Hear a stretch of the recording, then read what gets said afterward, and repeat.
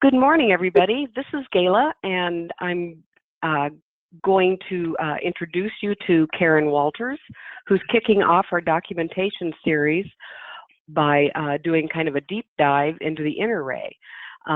So without much further ado, because there's a good deal of stuff to cover, I'm going to hand it over to her and tell you all that there are handouts in the handouts section that you can download that have everything that Karen is going over and that you can use for resources. This will also be recorded and the resources put on our webpage. So Karen, I'm going to kick it off to you. Thanks, Gayla. Welcome, everybody. Don't be put off by 66 slides in a PowerPoint deck, anticipating that we will be here for the rest of the day.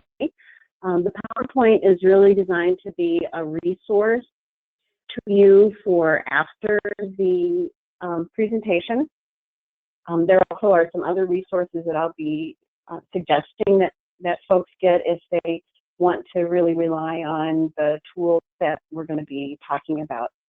As you all know, the InteRAI, two different versions, have been chosen by the state to be the standardized assessment for rehabilitation and children's mental health waiver services. I think that everyone has been kind of frustrated ever since those were designated as the standardized assessments with how you use that information, because it is so granular, so detailed. So what I'm hoping to do with this presentation and a couple of tools that we've prepared is to take some of that confusion and just kind of overwhelming information and make it a little bit more manageable and serve as a better guide as to service planning. So okay, now I'm not, hold on just a minute, guys. There we go, okay. As background, the InteRAI has, the company that developed the tools, the assessment, has developed what they call CAPs for use with the assessment instruments. And this slide is a little bit, the clinical assessment protocols is what the CAPs refer to in the adult version. I didn't make this correction in the slides because they've already been approved by IME, but it's just a different terminology that they use in the child and youth version. They call it collaborative action plans, but the acronym is still CAPS. So this presentation is an introduction to using the assessment results as a guide for development of a service plan with the individual who's being assessed. There are some CAPs that are intended for inpatient settings only, and I did not include any of those because we really are focusing on community-based services. Just wanted to save a little bit of time, but people can be looking at those if you choose to get the manuals that InteRAI has put out. So again, I'm not going to go through all the slides during the presentation. It's a high-level summary of the CAP, and they are detailed in manuals that are available through InteRAI. You can find more information at, there's a link to their website, interai.org, and you can purchase the manuals even if you aren't licensed. They have both electronic and print versions. Just to give you a sense of, I know you can get them without being licensed because that's what we did.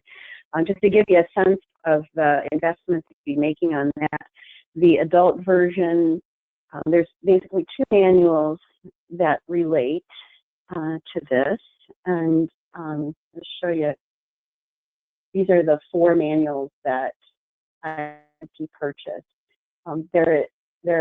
For the adult version, there is a manual that has the actual assessment form and how to fill it out, guidelines for how to fill it out. That is $49.45. We got the electronic version.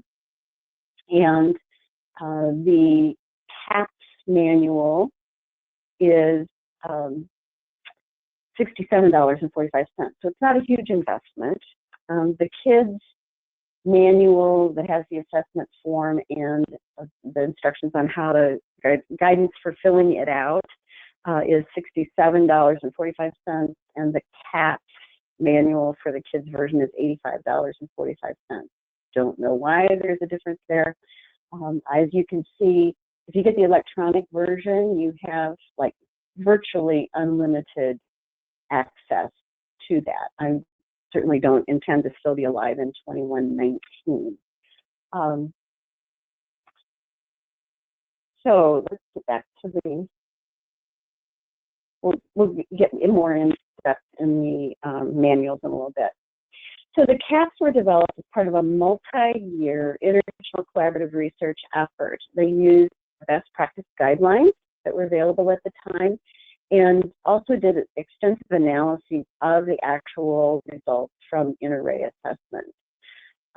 CAPS are triggered for at least two types of individuals: those who are likely to experience improvement when they get appropriate support, and also those who are at elevated risk of further setbacks if action is not taken.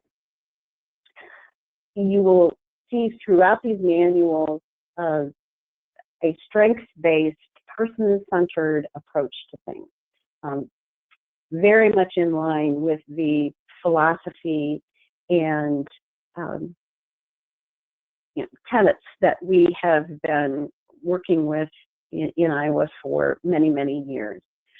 So it emphasizes that decision-making should be collaborative and inclusive of the individual's perspective. It should aim to enhance the individual's quality of life and independence as fully as possible.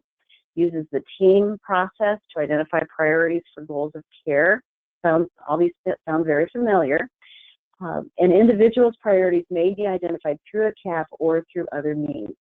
I think this is really important. The CAPs are not the end-all and be-all. And the tool that we've put together is also not to be the end-all and be-all. That you still need to use your clinical judgment, common sense, and just visiting with folks to identify additional information. The CAPs aim to link the assessment findings to intervention services and support strategies that have been demonstrated to be effective. And we all know that just because something isn't evidence-based doesn't mean it doesn't work. It might just mean that nobody's ever done studies to prove that it works. So the triggers are based on different scales and algorithms. The items in the InteRAI assessments have been organized into various scales, and some of these CAPs are triggered by how an individual's results score on those scales. And some of those scales are very straightforward and they're easy to calculate, but some use algorithms that are very complex and use a variety of scales plus just individual items in the assessment. So what we've done is developed spreadsheets, one for each of the versions of the InteRAI that are used, and they can help in calculating those scales and algorithm results and identifying triggers. So basically those are the other two handouts, the Excel spreadsheets. One is the CMH adult version, one is the CHYMH or child and youth version. And basically on the first tab of those spreadsheets, you enter the scores from the various items. These are the item numbers that are on the InteRAI, and you just enter the scores in this column. Every once in a while there's a note, like the H1A item is something that has either performance or capacity scores, and you need to be entering the capacity score. There are some where you enter an 8 if the activity did not occur in that reporting period that they asked you to cover. And there are some where if you enter an 8, it's going to blow the formula. So there's just a few where it says don't enter it if the score is 8. And it basically, as you're working on the InteRAI, if you're involved in the actual assessment, it would be really great to avoid 8 in those areas, because just in most of them, they're the kinds of things that you would expect to have occurred in the time period that has happened. It's mostly those ADLs, and I think is the main area where there's a performance and a capacity. So the second tab of the spreadsheet show results. And these are just examples. It's an early version of it. You'll see lots of holes in the interpretation of the score, but that's because I just haven't gotten those done yet. Plus, the first column, I stopped doing the scales and jumped to the caps instead. But again, this is the version that went to IME for approval. So let's look at the actual spreadsheet. This is the adult spreadsheet. As you can see, the first tab where you record the scores, it just lists the items in the order that they appear on the assessment form. There are only about half of the actual items from the InteRAI that need to be recorded in order to trigger the caps. And basically, I'm really open to feedback on these forms. If that becomes too cumbersome for whoever's entering the results, because you skip some items and to kind of keep track of where you're at, we could do a version that includes all of the items. If you just want to do rapid data entry. So just, feedback on that would be great. A little bit of a caveat on the adult version, you'll notice that there are some hidden columns here. Please do not unhide them, because this was the first one that I did, and I ended up using, the whole organization of it, because it got so complex, I had to change things. So some of the logic is in those hidden columns. If you start messing with them, it's going to break the spreadsheet. I have locked down the other two tabs of this workbook. Basically, after you enter the scores, you'll want to go to the results page. So these are the clinical assessment protocols for the adult version, and these are what the results of those scores that record on the first one. I have put the cap number just so if you do get the manuals, you can easily go to the cap that is triggered. You'll see some of these trigger even without any results, and that's because it's sort of a negative trigger. If that doesn't exist, it triggers. But don't get hung up on that. For fellow geeks, if you do want to see what went into that, you can look at this really messy page of the spreadsheet. But if you don't like details and you don't like numbers and you don't like logic, ignore it. Don't go there. So that's the adult one. The children's is very similar, except I learned a lot from doing the first one. So this one just has the straightforward enter the scores on the first page with just a few notes down below and on a few specific items. And there are no hidden columns to ignore. The results page is very similar. There are more caps for kids. So there's a few more things to look at there. And again, I'm going to show the logic page for those of you who would just have a violent reaction to that. Okay, so getting back to the PowerPoint. Each cap has 5 components. It it has an issue statement that kind of lays out why is this an issue. And then it has some identified goals of care that are typical goals that one would have if this is an issue that is triggered. It identifies the specific elements that have triggered that CAP. And then the richness of this, for the folks that are developing or involved in developing the service plan, is the CAP guidelines. They can get pretty detailed, and this is where they bring in the best practices guidelines. Then there are additional resources that are identified as well. Now, these manuals were developed a little while ago, so I'm sure that there are some resources that are more recent than the ones that are cited. And I think that some of them might be, some are easy to find, some would be more difficult to find, but it is giving some of the background for where they have come up with the guidelines. So looking at the adult version, the general issues that are covered by the InteRAI CMH CAP fall in the areas of safety, social life, economic issues, autonomy, and health promotion.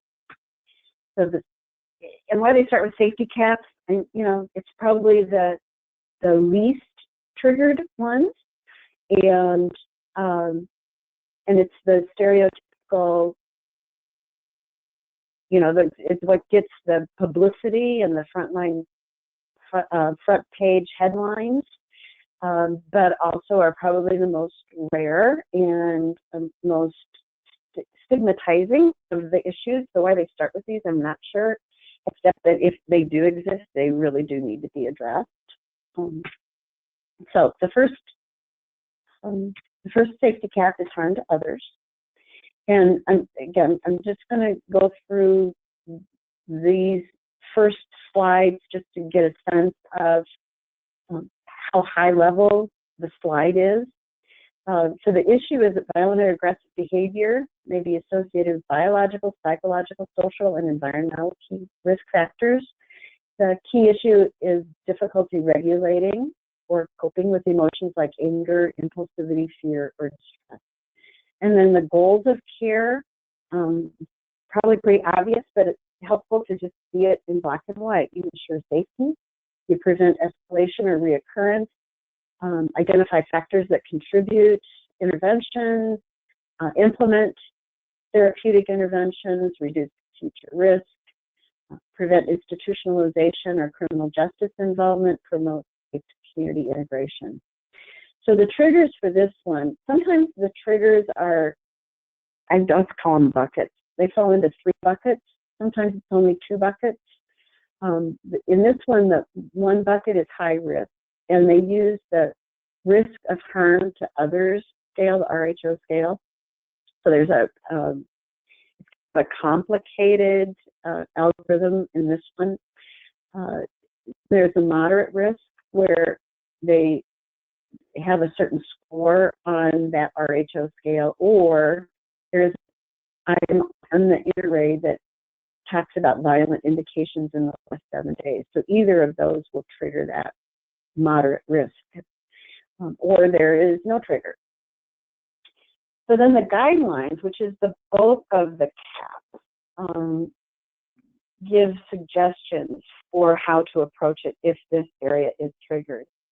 So you consider the acuity of the incident, the nature of harm, the contributing factors. There's 2 stages of intervention where you respond at immediate incidents, and then there are also guidelines for prevention. The manual has very specific suggestions for interventions, and in this particular one, the additional resources are 3 articles that were published between 2003 and 2006. Now, I want to show you the actual section of the CAPS manual that is related to this, so you get a sense of how in-depth it is. So maneuvering through this. So the table of contents, you can see all those different CAPs and what pages they're on. So it starts with all this introductory stuff about the CAP. So harm to others CAP. This is laying out what the issues are, and then the specific goals of care that I just highlighted in the PowerPoint slide. And then this is the triggers. These are the triggers. This is the section that identifies the triggers. And that's built into the spreadsheet. You don't have to worry about this. But it is helpful to see that they identify in the manual itself what level of incidence you would expect to see this. So in the trigger due to high risk of harm to others, it's only 2% of people in community programs. If you were working in an inpatient mental health setting, it's more like 13%. Again, these are probably old. I don't know if it's still the current percentages, but at least when this was developed. It's also Canadian-based, so but it is international. So you will see throughout the manual as they talk about in Canada, this is the situation, and then they'll present United States figures as well. It just helps give a sense of what you might expect to be seen and how rare, like triggering at the high risk of harm to others, exists within community-based programs. So then the guidelines again are the rich part. You can use these guidelines in conjunction with your own experience, education, the whole sort of considerations for the team to address. And throughout, they talk about that something might be triggered, and if it's not a safety concern, that it might be something that just isn't important to the individual, and so you put that one aside, even if it is triggered. And maybe your intervention is to help the person come to understand that that may be something that needs to be addressed, but it might not become part of the actual action plan for the upcoming year or whatever period of time you are planning for. So anyway, the guidelines, they do get pretty detailed. So they usually give some initial considerations that may lead you a little bit, it puts context to how to look at that particular CAP. And then they go into just more detail, if there is current violence or aggressive behavior, the things that need to be done. And again, they feel like common sense, but it's helpful to have it all in one place. So you ensure the safety of the victim or the potential victim, others that are involved, implement interventions to prevent or de-escalate immediate threats or action, give some examples of how those interventions might happen, initiate interventions to halt action, preventing, and then the other sort of big area to be looking at is preventing the occurrence and escalation of aggression and violence. So in those, they suggest assessing the type and nature of harm, identifying the victim of the harm, whether it's family member or other care recipients or staff, determining if there are some contributing factors like mental health problems or substance use,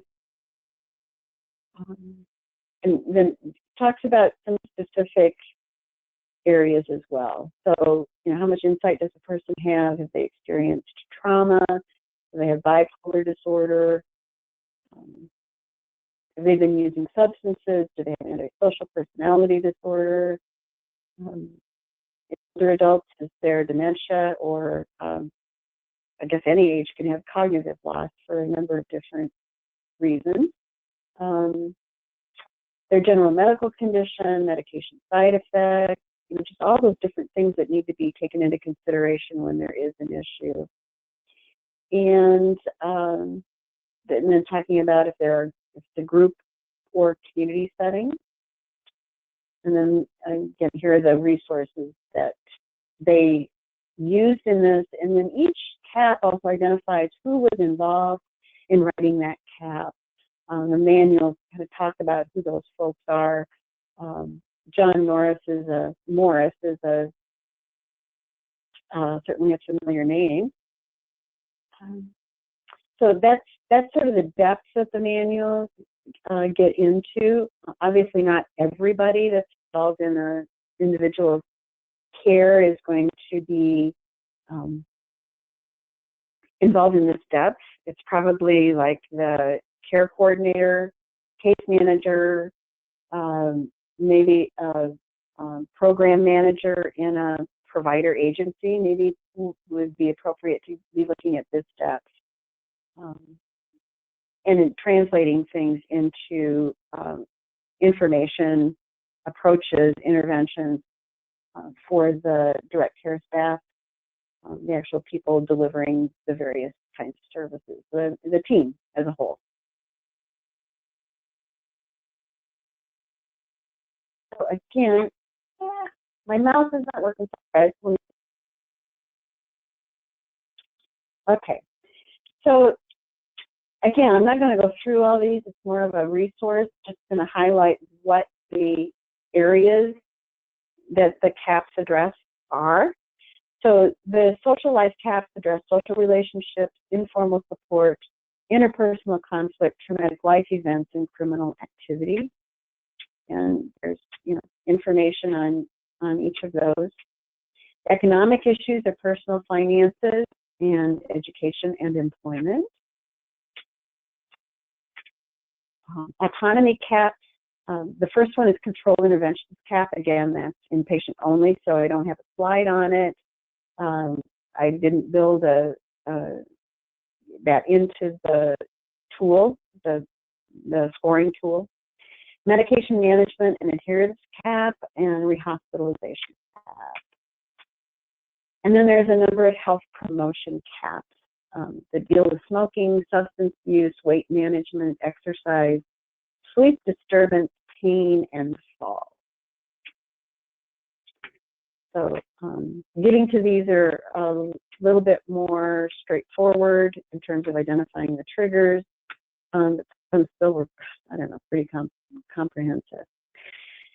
Okay, then the issues that are covered by the InteRAI Child and Youth Mental Health Assessment deal with safety, family life, and social integration, functional status, health promotion, services, and support. And again, the safety CAPs, there's more of them. I guess because we want our kids to be safer, or maybe they're more likely to be engaging in things that aren't so safe. So you have criminality prevention, CAP, harm to others, hazardous fire involvement, sexual behavior, suicidality, and purposeful self-harm, and traumatic life events. Let me pull up the kids manual. You can see they did approach things just a little bit differently between the kids and adults. And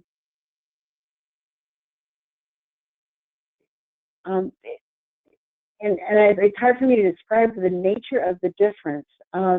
There are, I guess, part of it is there are fewer CAPs where there's like 3 buckets of triggers. More so in the kids' assessment, it's triggered or not triggered.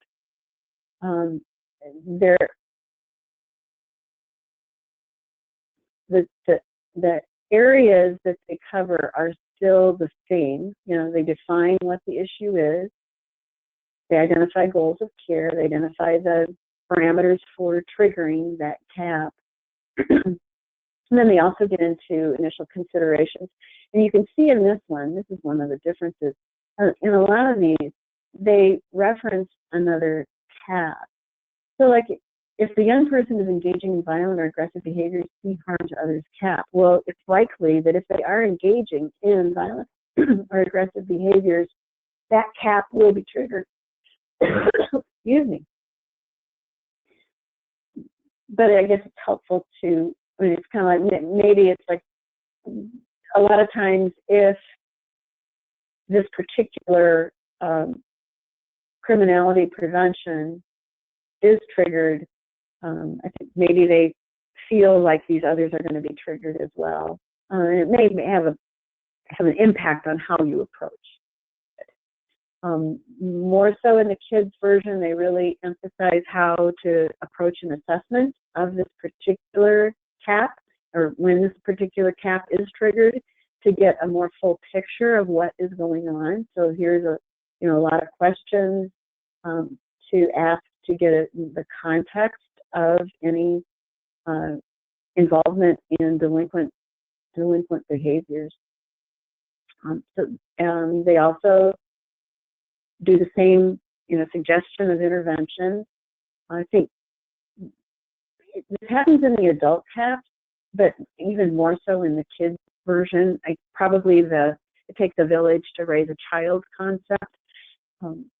There's a lot more information about collaborating with parents, collaborating with school, and it's probably indicated in even just what the CAP means, a collaborative action plan, as opposed to a clinical assessment protocol. So you have lots of suggestions for how to approach that collaboration, and some of it's even specific strategies, like for young persons who feel, young persons in gangs,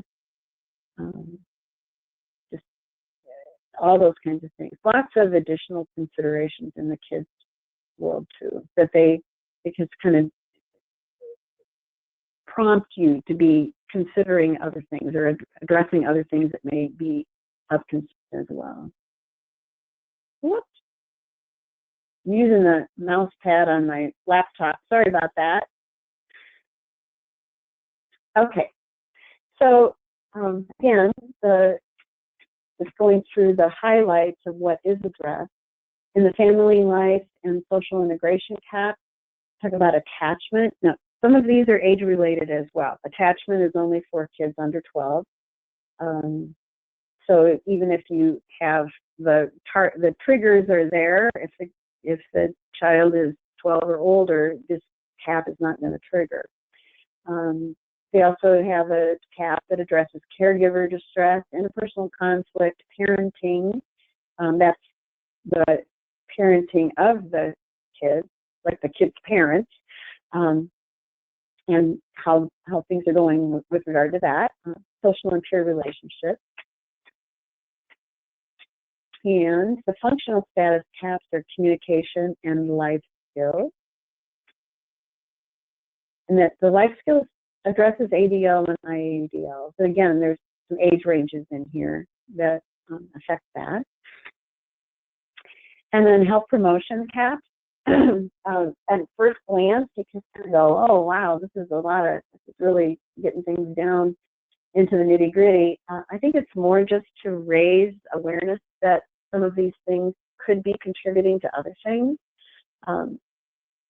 Caffeine use, gambling, medication adherence, medication review, physical activity, sleep disturbance, strength, although it's approaching it from the lack of strength angle, substance use, tobacco and nicotine use, video gaming, and weight management. Some might say video gaming should be in the adult one as well, but it's not.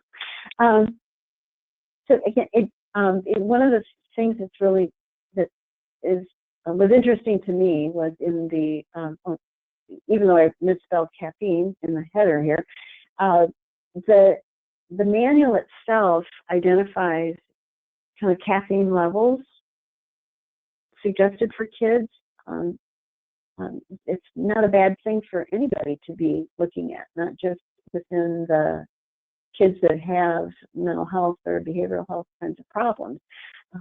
It's pretty low, like only chocolate milk under a certain age, not not any kind of pop with caffeine or energy drink. So, so these are all,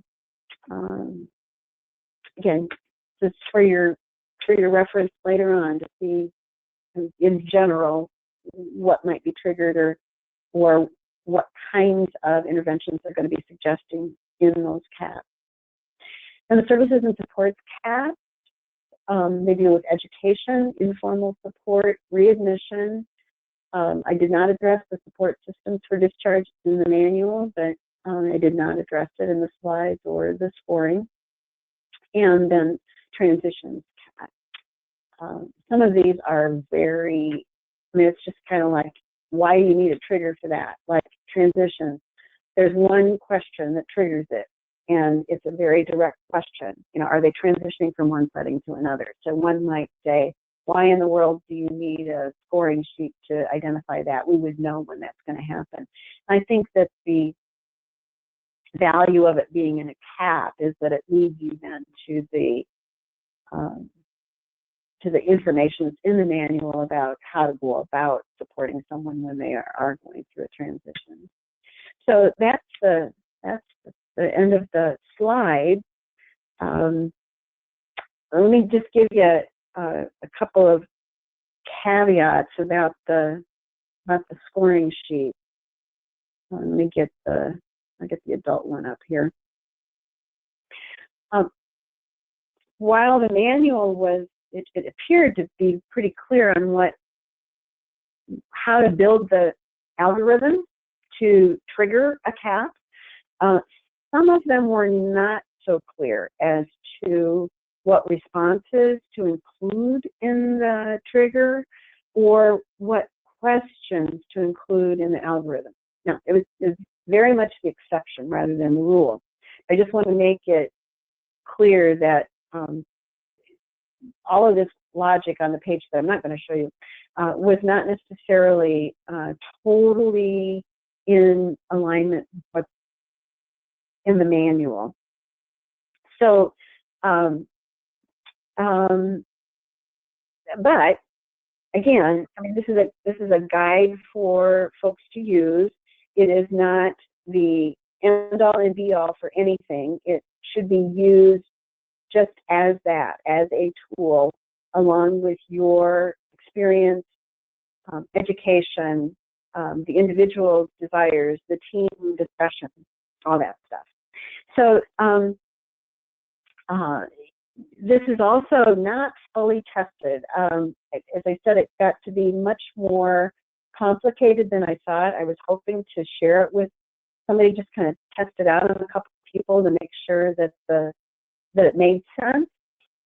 So I just I'm giving it to you with that caution. And even if it is perfect, if it's in exact alignment with how the manual laid it out, I think there still could be some judgment calls. So if you are seeing that there are consistent issues, like something isn't triggered, but a lot of people have an issue that isn't triggered, or the other way, if something is triggered, but it really doesn't seem to be something that would rise to the level where you need to plan to address it, give me that feedback, because this is, while we're using a copyrighted instrument and copyrighted manual and triggers and all that kind of stuff, this particular thing is not copyrighted, and you know, it's a work in progress, so we can make it even better for our own use.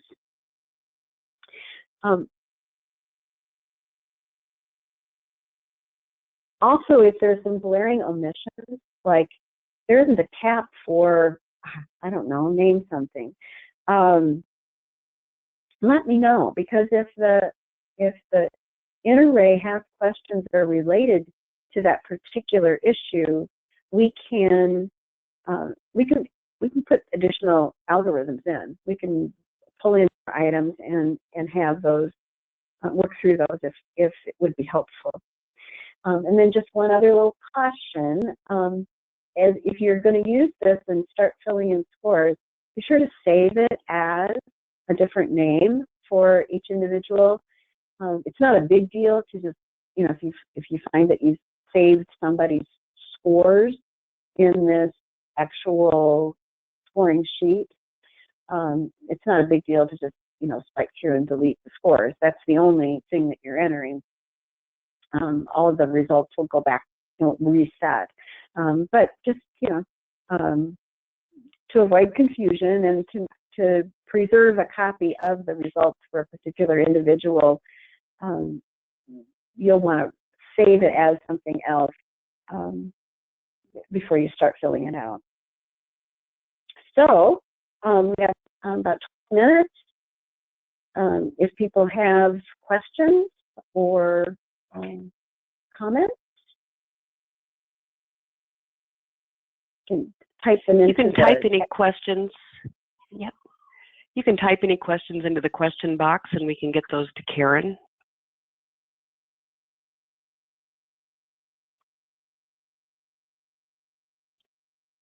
I think that this was great, Karen, as far as creating that foundation from a service planning perspective of giving you something concrete to reference, and actually utilizing this tool since it's required makes all kinds of sense. And I really appreciate the effort that you put in to make sure that it has a cohesive way to come together. So I think that'll be very useful. We do have a question that just came in. Do we think that the InteRAI will ever be used for funding for the BI waiver? There is a tool, the Mayo Portland assessment tool, that is being discussed to be used for persons who have brain injury.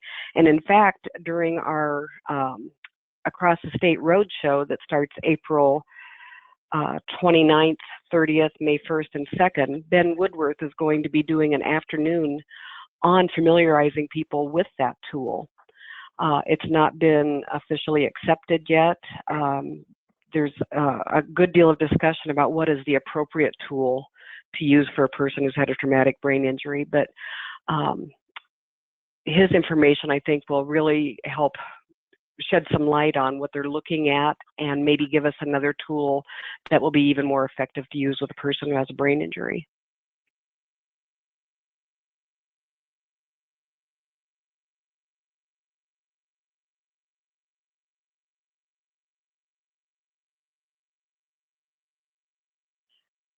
Well, I'm not seeing any other questions come in. Again, I want to remind everybody that all of these things that Karen has referenced are in the handout section. You can download those now. They'll also be available after a little bit. Give us some time to get the things posted. And the recording of this will be available, as well as the resources. So if there aren't further questions, Brita, Karen, is there anything else that you want to add to this conversation with our guests? Nope, I'm good. I just want to reemphasize, I'm very much open to feedback, suggestions on this. I like making things make sense, and if there's something in here that's not making sense, it may not be an easy fix, but there's a fix. I truly believe it. If there's logic to it, we can make it happen. So, hopefully this will be a benefit and make some sense out of all that, massive number of questions on an assessment. That's great, Karen. Thank you again. Go ahead, please. Yeah. Well, one of the things that we had hoped to be able to share was the actual assessment questionnaires, but we can't there's no good way to make a copy, just even for educational purposes, because of the copyright issues. But you can, if you buy the manuals that have it's like the user manual, the forms are in there and you can see them on screen. I was able to print off some screenshots just because it's easier with the logic and stuff. They're a little tough to read, but they are there. So if you're really able to see the actual tools themselves and don't have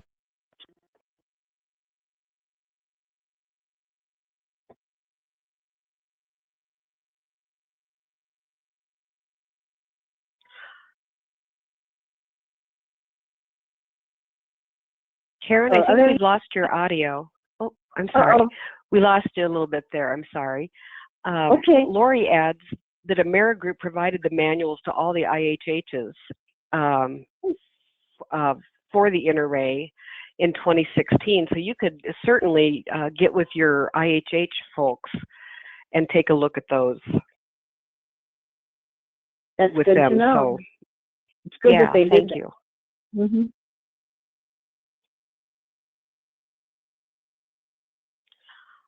All right. Well, I want to thank everybody for their attention and their attendance, and point out that this is the first in the documentation, service planning documentation series. The next one will be using the supports intensity scale for persons who have IDDD diagnosis in much the same way on how to inform service planning. So that will be next, followed by creating a service plan that is measurable, observable, very clear in its direction, which then helps inform our documentation and make that easier and more comprehensive. So stay tuned, everybody. I think we have a good series, and this has been a great kickoff to it. So thank you, Karen, again for all your work. My pleasure. All right. Bye, everybody. Have a good day.